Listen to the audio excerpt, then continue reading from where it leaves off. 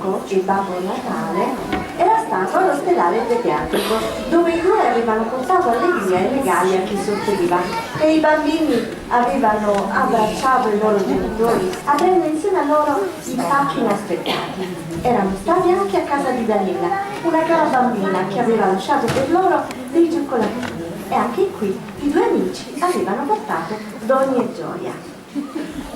Si recavano in una casa molto grande, ancora piena di gente, che aveva appena finito il cenone.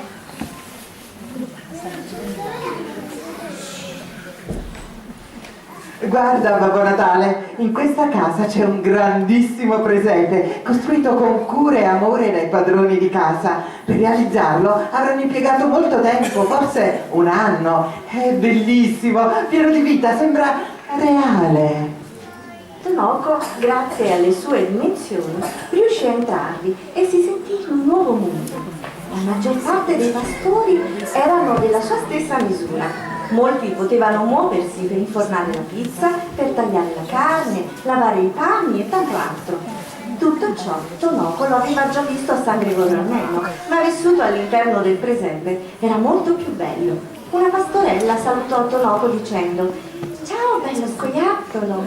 Ma non è possibile, tu hai parlato! La pastorella disse: «Certo, è Natale e non credo che tu non sappia che è un giorno magico, capace di trasformare tante cose.» Tutti i pastori iniziarono a correre verso Tonocco e lo abbracciarono affettuosamente. Gli zampognari a suonare al suo fianco musiche natalizie, che ascoltò con piacere. Poi chiese a Babbo Natale di donare qualche bel regalo anche ai pastori. La famiglia che abitava in quella casa si stava preparando per una cosa importante che faceva sempre alla vigilia di Natale. Era il momento dell'apertura dei regali. Prima vi fu la processione, in cui tutti avevano una candela accesa in testa. Vi era la mamma con il figlio più piccino che portava Gesù bambino tra le mani. Terminato il giro della casa, Gesù veniva deposto nella grotta del presepe a fianco a Giuseppe, Maria, il bue e l'asinello. Dopo questa cerimonia vi fu l'apertura dei regali. Una bambina disse: «Se vedo Babbo Natale lo ringrazio tanto per questo bellissimo orsetto, grande quanto me.» Babbo Natale e lo scoiattolo continuarono a visitare famiglia per tutta la notte. A un certo punto passarono sopra un canile. Era tutto spento. Si sentiva solo il lamentoso guaire dei cani.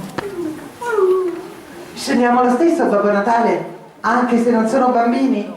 Gli animali in fondo sono come i bambini, hanno anche loro bisogno di cure e di affetto. Anche loro hanno diritto al Natale. I due entrarono nel canile e aprirono tutte le gabbie. I cani parevano impazziti di felicità, facevano festa tutti assieme, fra scodinzolamenti e guaiti di gioia. A ognuno Babbo Natale regalò un osso succoso o una porzione di bocconcini di carne. Ripreso il viaggio tra le stelle, Babbo Natale e Tonocco videro un uomo che cercava di entrare in un appartamento buio, issandosi su una fune. Era un ladro che voleva approfittare che la famiglia stava festeggiando fuori casa la vigilia di Natale. Ma non farlo. Non pensi al dolore dei bambini quando tornando a casa troveranno tutte le cose a loro care saccheggiate orribilmente? Sarà un Natale terribile per questa famiglia. E poi, se sarai arrestato, pensa ai pianti di tua madre, di tua moglie o dei tuoi figli. Se hai bisogno di rubare per vivere, Babbo Natale è una sorpresa anche per te. Ecco, in questa busta c'è l'indirizzo di un'azienda che fabbrica dolciumi per le case della Befana. Chiama domani stesso al nome di Babbo Natale e sarai assunto. Serve molta manodopera fino al 6 gennaio. Il ladro ringraziò e desistette subito dal suo cattivo proposito. A questo punto la fantastica coppia fu attirata da una casa illuminata nonostante l'ora tarda, dalla quale provenivano urla concitate. Erano due genitori che stavano litigando. «Non ce la faccio più, pure la vigilia di Natale mi ha intossicato», diceva il marito. «Appena passano le feste vado dall'avvocato per la separazione, ma stanotte stessa tu fai le valigie e vattene, non ti sopporto più», ribadì la moglie. Zitti e tremanti, con il volto rigato di lacrime silenziose, i tre figli ascoltavano inermi dietro la porta, tenendosi abbracciati. Lo scoiattolo e Babbo Natale sbucarono all'improvviso nel salotto. Ma vi sembra normale litigare pure la notte di Natale? Questa è la notte dell'impossibile, dove tutto può accadere. Su, affacciatevi, i problemi si possono sempre risolvere con un pizzico di buona volontà e ottimismo. Basta lasciar correre, tutto si aggiusta.